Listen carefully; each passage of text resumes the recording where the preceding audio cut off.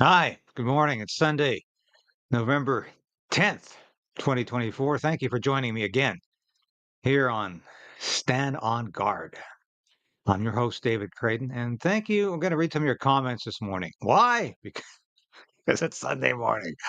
That's why. And we're going to be discussing a few things that I think you're going to like. But we'll be back in a minute.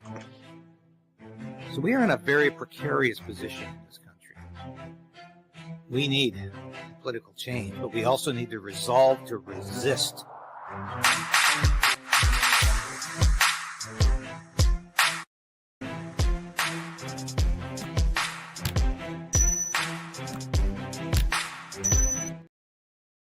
Yes, please share this broadcast with your friends and family and let people know about this station. I think we talk about the issues that you need to know about. And I think we're giving you all the news you need to know, at least all the news you need to know, at least that which we can. And again, my apologies for being a little tardy this morning. I slept in. I usually get up at 5 every day. I know it's crazy because I'm working till 8 o'clock at night. I get up at 5.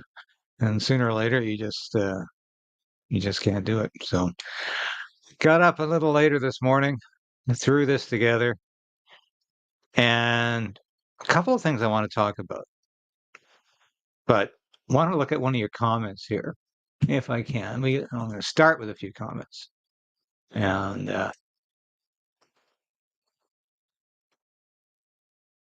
mhm. Yeah, this is from Mother, I better say this, Fokker, as in the old Fokker aircraft company out of Germany. Yeah. Hey, David, yesterday you were hitting him. Maybe you can all see it here. Hey, David, yesterday you were hitting on Raquel. Well, actually, I wasn't hitting on her. I'm not interested in doing that. And the conservatives. I know what you mean. I know what you mean. Could you please wait for after the election before you start hitting on them? It's an interesting use of the word hitting on. Well, I'd be happy to wait till after the election. But we'll talk about this later. I'm not going to spend episode after episode criticizing Pierre Poilievre, the conservatives. But unlike I think any other podcaster, YouTuber out there right now, I can actually say I worked for the conservatives on Parliament Hill, not for the party. I never worked for the party. I worked for conservative members of Parliament. I know a lot of them today who are in positions of power and who could be ministers in the next election. And I've known Pierre Poilievre for over 20 years. And yeah, I think he's a man of principle. I also think he's a politician, and I'll explain that later. I'm not here to denigrate the conservatives, and I would certainly hope to continue to get conservative MPs on this show. I know the liberals won't appear, but it's important, and I'll say this again later. It's important to emphasize: don't become like the liberals just before the election. It happens a lot in Canada.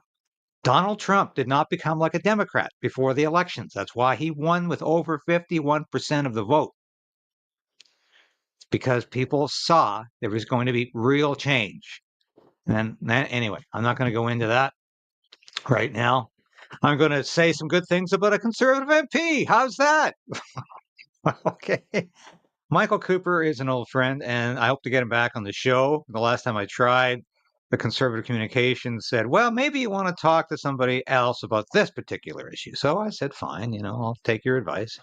And that's what I did. But I think Michael Cooper is doing a great job. I know there's probably one or two of my viewers who don't like Michael Cooper. I have no idea why. I think the guy is just really, what you see is what you get with this guy. And I've always said that about Michael. I think he's good. And I can say that today, of course, because yesterday I said the conservatives have to be very careful about acting and sounding like liberals. Well, here's one guy who never does. And I want to comment about, before we get into, what the Nick Nanos poll was all about. I want to discuss this because I think it's just fascinating. Without a trace of an other Randy, without any explanation for who this other Randy could be, there is only one reasonable inference that can be drawn, and that is that the Minister of Employment is Burandy in the text messages. He is Burandy that was involved in the shakedown of the Gowie Group. He is involved in allegations of wire fraud, and he is Burandy who, as minister, contravened the Conflict of Interest Act. All right. What's incredible here, and he's talking about the member of parliament for Edmonton Centre, Randy Buono, who's also the employment minister, keeps himself well employed. And Cooper has been on this guy's back for a long time. Not a place I don't want to be, actually. But this member of parliament, this cabinet minister, Randy Buono, is constantly crying about it being persecuted, about hateful people being outside of his back to front door in a truck. You remember that during the summer? Somebody was persecuting him all summer with a truck with signs in the window. Yeah, this is a guy who was so offended that Danielle Smith, Premier Danielle Smith of Alberta, said she was going to side with parents in terms of who has the right to raise their children, the state / the school boards / the teachers, or the parents. Randy was so upset about her saying, no, you're not going to have a sex change operation at 12. He said he was up all night talking to trans kids, which is a label I just find almost ridiculous. But this could never happen in any other Western democracy, where you've got a guy this embroiled in scandal. And the Liberals, they won't defend him because they know it's true, but they won't remove him either because they're that entitled. Now, let's just listen to Cooper here. And by the way, it's worse than we thought about this guy. Who's Randy?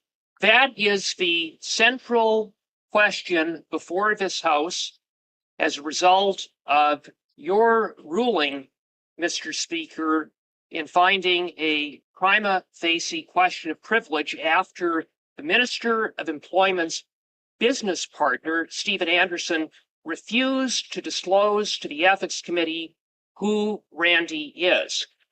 The Ethics Committee's probe into Randy began when Global News reported that the Minister of Employment was involved in a shady PPE company called Global Health Imports with Stephen Anderson. According to Global News, the minister had been a partner at Global Health Imports along with Stephen Anderson up until the time that he had been elected in 2021, and that he continued to maintain a 50% ownership stake with Anderson. Global News reported that the company was mired in allegations of fraud and ripping off clients. Indeed, multiple judgments have been issued against the minister's company by Alberta courts. Alberta courts have ordered the minister's company to pay back clients $7.8 million for ripping them off. And Global Health Imports faces a litany of other lawsuits, including a lawsuit commenced by California-based company, the Gowie Group. The Gowie Group, like other clients of the minister's company, purchased PPE. The PPE was never delivered, but the Gowie Group was on the hook for $500,000, having transferred a $500,000 deposit to the minister's company. Now, one of the excuses provided by Stephen Anderson for the failure to deliver PPE was the Global Health Imports warehouse burned down. Amazingly, 2 weeks after Global Health Imports received the $500,000.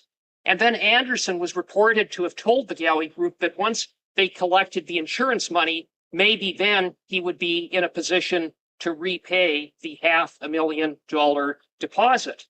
And the Edmonton police, in their investigation of the fire, concluded that in all likelihood it was arson. just by coincidence, Mr. Speaker. So here you have a minister involved in a shady company, mired in allegations of fraud, ordered by Alberta courts to pay back clients $7.8 million, where there are allegations or evidence of potential arson and insurance fraud.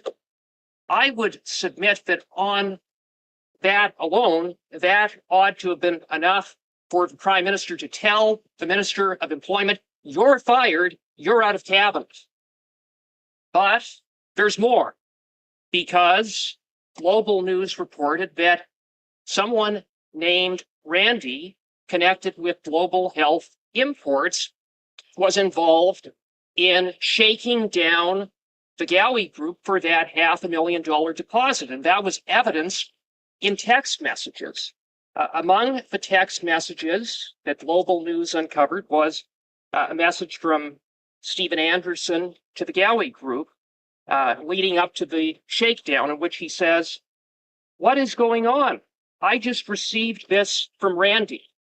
And then he copied and pasted the message that he had received from Randy that states, "Anderson, it's 1314 MST and 1514 EST. It literally takes 10 seconds to complete a transfer. I'm telling you, we are not allocating like this. It's midday and nothing is completed. I'm calling Felix to discuss. Be available in 15 for a partner call." Okay, so congratulations to Michael Cooper for putting all of that on the record. There's also evidence that Buono is mixed up in some drug deal. Now, we saw this. These are allegations, these are accusations, but I don't find these to be beyond belief from what we know. And the point is, the guy is the employment minister. Do you see the irony of this? This is a guy who knows how to keep himself and his friends employed with the government. And he's been entrusted with ensuring Canadians are employed, which, of course, if you look at it, the basis of that assumption that we need a minister to keep Canadians employed is basically flawed. Because all that means is that we're going to have more and more government jobs, more and more government spending, so we can create jobs that aren't real. The private sector creates jobs. Free enterprise creates jobs. I'm sure everybody listening knows that.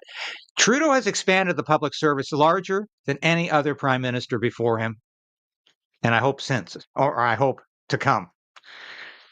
And that's the legacy here.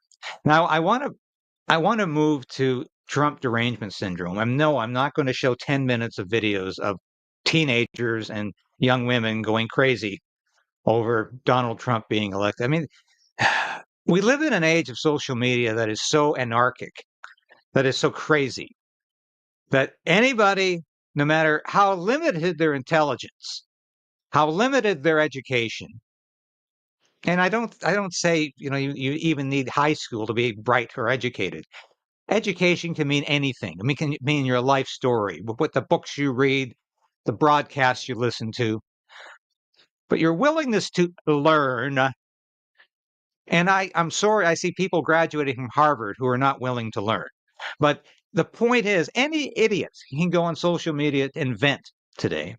And here's an interesting interview between Mark Halpern and Tucker Carlson just a day or so prior to the election, where he accurately predicted what would happen. And believe me, we might not have seen the worst from the anti-Trump backlash. Let's listen to this. Say Trump wins 3 weeks from today. Mm-hmm. What 3 happens? weeks, sorry. The Democratic Party as you said, a lot of Democrats, maybe the majority, believe that Trump becoming president again is the worst thing that ever could happen. So how do they respond to that? I say this not flippantly. I think it will be the cause of the greatest mental health crisis in the history of the country. I think tens of millions of people will question their connection to the nation, their connection to other human beings, their connection to their vision of what their future for them and their children could be like. And I think that will require an enormous amount of access to mental health professionals. I think it'll lead to trauma in the workplace. I think there'll be some degree of Are you being protest. serious? 100% serious. 100% serious. I think there'll be alcoholism. There'll be broken marriages. There'll What? be, yeah. They think he's the worst person possible to be president, and having won by the hand of Jim Comey and Fluke in 2016, and then performed in office for 4 years and denied who won the election last time, and January 6th, the fact that under a fair election, America chose by the rules pre-agreed to Donald Trump again, I think it will cause the biggest mental health crisis in the history of America. And I don't think it will be kind of a passing thing that by the inauguration will be fine. I think it will be sustained and unprecedented and hideous. And I don't think the country's ready for it. So mental health crises often manifest in violence. Yeah, I think there'll be some violence. I think there'll be workplace fights. There'll be fights at kids' birthday parties. I think there'll be protests that will turn violent. I hope they're not, but I think there will be some. But I think it will be more, it'll be less anger and more a failure to understand how it could happen. You know, like the death of a child, or your spouse announcing that you know, your wife announcing she's a lesbian and she's leaving you for your best friend. Like a something that's so traumatic that it is impossible for even the most mentally healthy person to truly process and incorporate into their daily life. I hope I'm wrong, but I think that's what's going to happen for tens of millions of people, because they think that their fellow citizens supporting Trump is a sign of fundamental evil at the heart of their fellow citizens and of the nation. That's how they view it. Yeah. Now, I wasn't trying to be mysterious there with that. I had to show it that way because I would be docked for copyright on YouTube if I had not shown it that way, like a radio interview. This is what we're dealing with, and this, you wouldn't believe the pitfalls every day if you're trying to get a show on, and you can discover, even if there's like 5 seconds of music that I didn't write. or I didn't sing a cappella, or I didn't perform, and I didn't compose, it's copywritten. Even if I bought it already. This is what's happening here. And it's a constant battle. I'm hoping things get better now that Trump is president and Elon Musk is going to be the premier social media guy. And maybe some of his free speech will rub off on the rest of these guys. But, you know, I don't know. I have no idea what's going to happen. And just watching some of your comments here before we get to the final segment. So Mark Halpern was dead correct with that assessment and that prediction.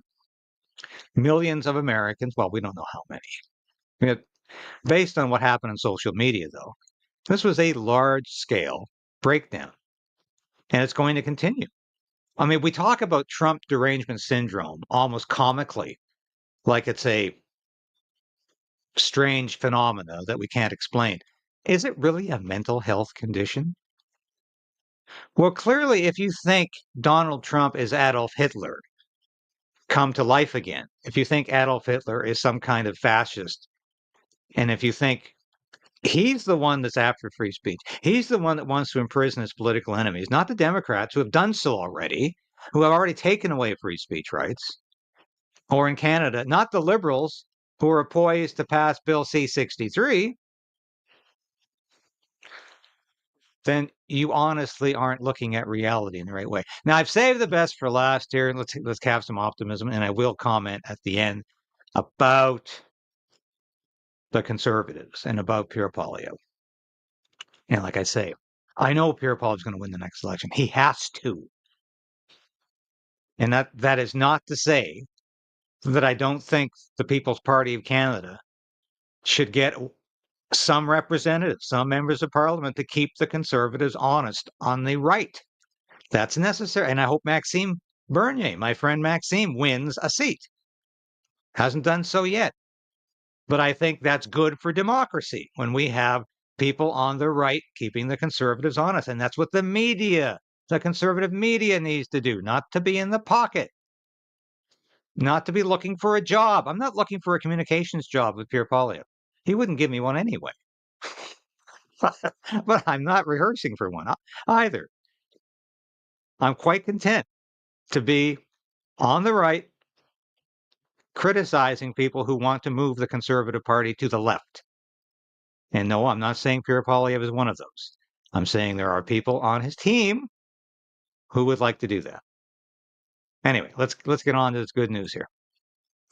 Well, a new Nanos research survey done for CTV News shows Mark Carney is still the top pick to replace Justin Trudeau as Liberal leader, but more Canadians say they don't like any of the choices. Now, more than 1/4 of respondents said none of the candidates appeal to them. 18% chose Mark Carney. Deputy Prime Minister Chrystia Freeland and Prime Minister Justin Trudeau tied at 11%. And to talk more about our country's political landscape, look who we have. Nick Nanos, the founder and chief data scientist at Nanos Research. Nick, how are you, sir? Fine, thanks, Roger. How you doing? Not too bad, not too bad. Those interesting numbers. None of the above, eh? Always a favorite. Well, welcome to Canadian politics. Not a good week for the Liberals, I guess. None of the above at 26, unsure at 14. That means 4 out of every 10 aren't enthusiastic about any of the choices, including the current leader of the Liberal Party. What does the party even do with something like that? How do they even respond?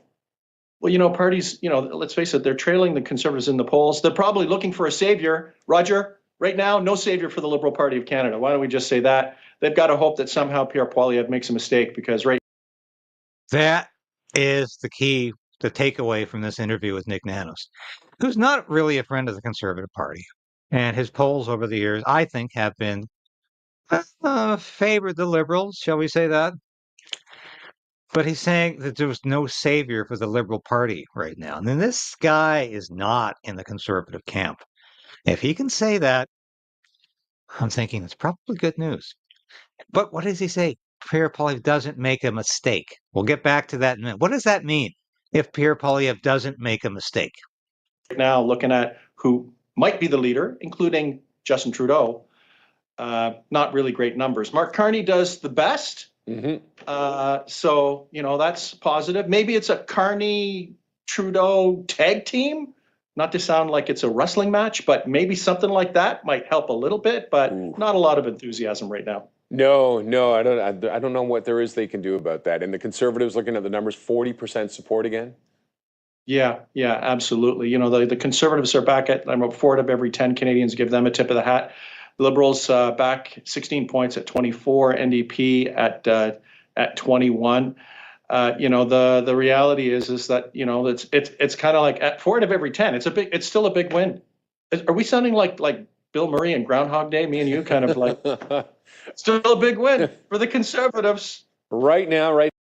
I find Nick Nanos' attitude here to be absolutely fascinating because it's almost like he's glibly admitting there's no hope for the Liberal Party. And these are all the alternatives. Who else is there on the list, on this magic list of people who can save the Liberal Party? Mark Carney, 18%? No, that's not going to do it.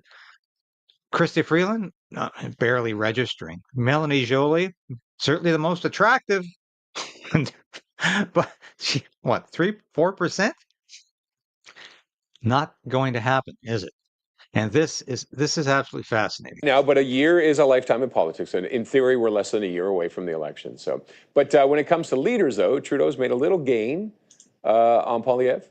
Mm-hmm. Yeah. You're shaking your head. Yeah, that's the statistical nod of the head, or whatever, waving of the head, or shaking of the head. Anyways, ask Canadians who they prefer as prime minister. Pierre Poilievre, 36% almost would prefer him as prime minister. Trudeau's 14 points back or thereabouts at around 21.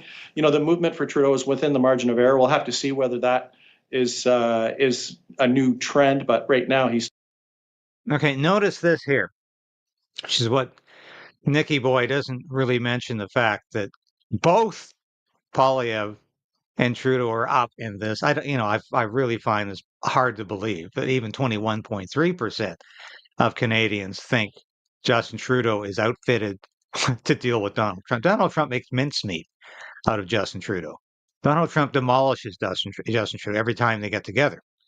Justin Trudeau is just putty in Donald Trump's hands. Look at the numbers for Jagmeet Singh, who has completely mishandled the last 2 months since he announced the NDP was ripping up the agreement. Remember that? He ripping it up. He was ripping up the agreement with the Liberals, and it was all over. And Jagmeet was Jagmeet alone. Jagmeet was his own man now. Well, look at that. He's dropped. Even with a Liberal pollster, he's dropped, and I say small L Liberal pollster, 2.2% since then. People don't take this man seriously, which is what I've been saying for the last 6 months. You can't take him seriously.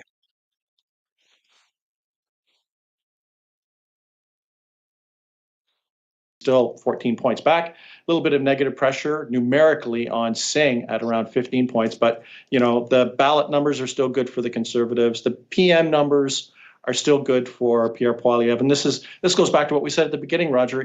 Not a lot of enthusiasm for any of the possible choices, including the current choice of the leader of the Liberal Party, Justin Trudeau, and Liberals kind of mired, trailing significantly the Conservatives. All right, and let's talk about with the new president in the new old president in the U.S., Trump coming back in. Which of our leaders does Canada want to see deal with him? Well, was there another election this week, Roger? No, I didn't notice. No, you didn't. You didn't notice? No, very quiet. Yeah, I know. Very quiet. Yeah, that's because that's why we're so Zen-like. Why don't we say that? I won't say happy or sad. Zen-like. Yeah. Well, we wanted to go back, a survey that we did with CTV News ahead of the election, asking Canadians who they trusted most to deal with the outcome, whatever that might be. And, what we saw, that Justin Trudeau actually nudged out ahead of Pierre Poilievre, 38-31. I think a lot of that has to do with the fact that he has dealt with Donald Trump in the past, managed to conclude the USMCA agreement with the Trump administration. So a bit of an advantage, but still 20% or 1 out of every 5 say they don't trust either of them to kind of deal with the outcome of the election. Another 8% said that there's no difference. But yeah, so a little bit of an advantage for Justin Trudeau, probably because he has a track record and he managed to get Canada through the Trump administration. And that's where Nick Nanos reveals his bias. He got Canada through the Trump administration, meaning that was a bad thing for Canada. I'll say again, Donald Trump being reelected, and he was reelected, is a good thing for Canada. And you know why it's a good thing for Canada? Not just because we're going back to non-inflationary spending in the United States, not just because we're going back to energy independence, because Donald Trump will reinitiate the Keystone XL pipeline. And this is extremely important because it doesn't just mean thousands of jobs will be reignited in Canada when we finish this project. It means Canada will become a huge exporter of oil to the United States. Now, that's good news, not just for Alberta, but for Canada's energy sector. That's extremely good news. And this is something we have to be completely aware of. This is what Trump's presidency means for Canada, not tariffs. He's not going to slap tariffs on every Canadian good. He's after China for that. And bear in mind, Canada is the United States' biggest trading partner. More than Mexico, which is about 10 or 11, more than China, more than any country in Europe. Canada is the United States' biggest trading partner. And that's what we need to build on. And I believe that's what Donald Trump is going to do here. And you know what? I haven't heard a single commentator or a single journalist talk about the Keystone XL. The first thing Joe Biden did as president was issue about 20 executive orders to basically repeal everything he could from the Trump era. One of those things was the Keystone XL project, the pipeline. He stopped construction of it immediately on his first day as president. Donald Trump will do the reverse. I can tell you that right now. That is what's going to happen. And I can't think of a better reason to rejoice as Canadians over this, but you won't find that in the mainstream media. A final word here about the Conservatives need to be conservative. And that's all I'm saying. I don't criticize the Conservative Party because I want the Liberals to win. I criticize the Conservatives because they need to stay conservative, just like Donald Trump stayed small C conservative, small L libertarian. That's what won the election for Donald Trump. And Pierre Poilievre needs to get back to that interview he did almost a year ago with Rex Murphy, who's gone now. But it was one of the best interviews Pierre Poilievre ever did because he clearly enunciated what his conservatism, Poilievre's conservatism, actually meant. And that was he wants a government that minds its own business. And that's what Donald Trump is introducing, a government that minds its own business. And that's what we need from the Conservatives, not another C-63 bill from the Conservatives that fine-tunes the Liberals' censorship bill. Not more interference, but get out of my life. And when Poilievre sticks to that, principle of let people take their own money and invest it as they want to. It's not up to the government to invest my money. They love to use that term invest. They love to talk about investing tax money. The more money you give a government, the more they take away. The more money you give the Liberal government or any government, the more they'll take away and the more they'll spend. And they'll come back for more the following day. And that's what I'm talking about. And that's why my old friend Ezra Levant, I've told you this so many times. I don't mind promoting rebel news on my station.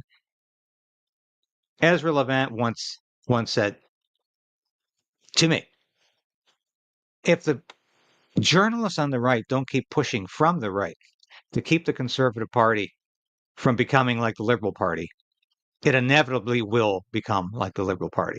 And that's why we have to be somewhat critical. Yes. And when they do the right thing, I'm going to be the first person to say they're doing the right thing.